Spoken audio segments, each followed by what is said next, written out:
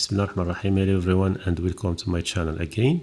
In the last video we saw how to create this table and how add in some data for testing. In this video we'll see how to control data input or input data in this table to control the quality of this data by adding some constraint like primary key and setting some properties parameter like required property, choosing from a list of values, applying a default values, and applying some validation rules.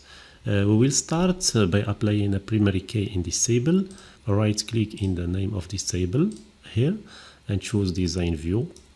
To apply primary key, for example, for student ID, choosing or select student's ID. In the bottom primary key, we choose a primary key or select primary key to make student ID as primary key. Why using primary key? Using this attribute or using this constraint to avoid or prevent duplicate entries in our data. Click student ID and choose primary key. We use primary key for the simple reason to prevent or to avoid duplicated data or entries in our tables. For example, if we choose a student ID as primary key, we can't input a student with the same ID that already exists. For example, if we validate this data, we will get surely this message that tells us we can't add duplicate data because we choose student's ID as a primary key.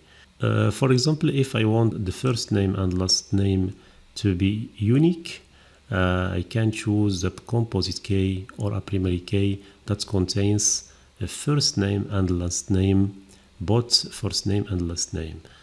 Right click, design view, remove the first primary key student ID. In this time we can choose first name and last name, both first name and last name, and we'll choose or click primary key. In this time we can't have a duplicate entries for first name and last name. If we add a student like this, student ID 4, and we have here the same name, for example Ziad. If validates, we get this message because the record number 2 and the record number 4 duplicated because first name and last name is a composite primary key.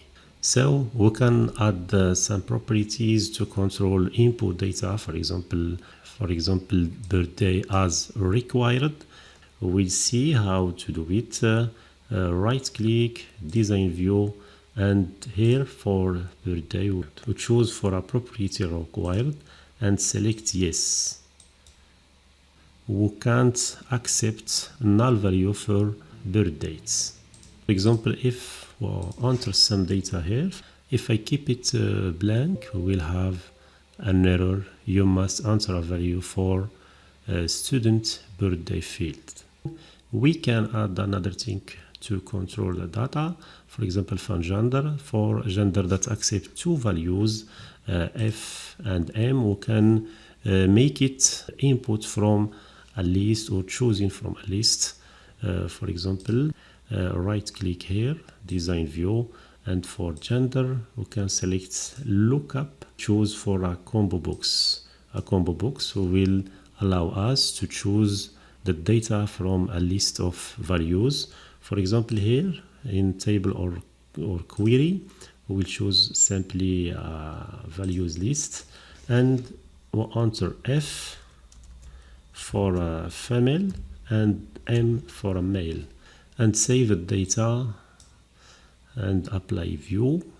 If you want to enter some data for a new student, for example a student with ID 5, I can enter any data here for first name and last name, and for a gender look that allow us to choose from a list F or M. F for a female and M for a male. We can also add a validation rule for a field, for example a numeric field. Right click, design view, we can add, for example, a field named age. That will be a numeric choose a validation rule. We make it a number in a range between 10, for example, and 50. So in this case, if I put between 10 and 50, I can't enter values that aren't in the 10 to 50 range. In this example, I will test that. For example, here I type a number 5. We will get this message: age must be between 10 and 50. In this manner, we will apply a validation rule, for example, to limit the possibility values for a range data or for a data range. We can apply another property, default value, another field named, for example, added data type as a data time. It will be store the dates when I add a student. This record automatically will be store the dates of insertion.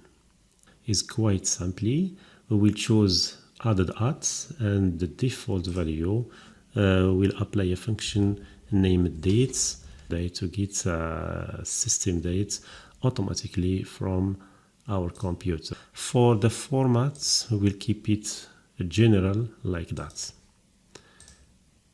Add another student with ID 6.